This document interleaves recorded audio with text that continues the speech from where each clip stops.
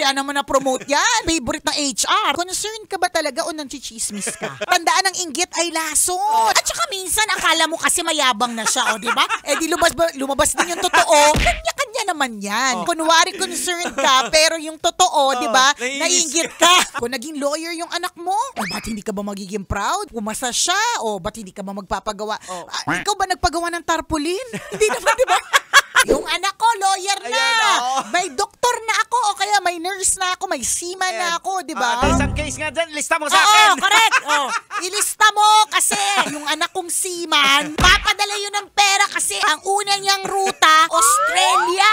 Tapos yung anak kong Saudi, magpapadayo ng blue sea. Ayan!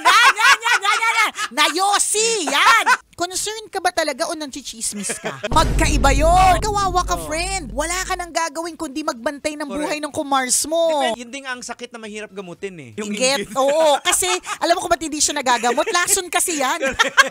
Tandaan ng inggit ay lason. Lahat ng gawin ng kinaiinggitan mo, kinaiinisan mo na.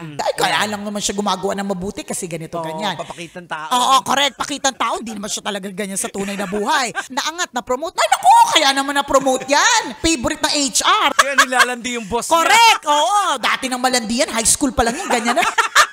Umabot may mga ganun pang pag-ukat. Tapos, ba't malandi? Siyempre, nagsimula dun sa nanay.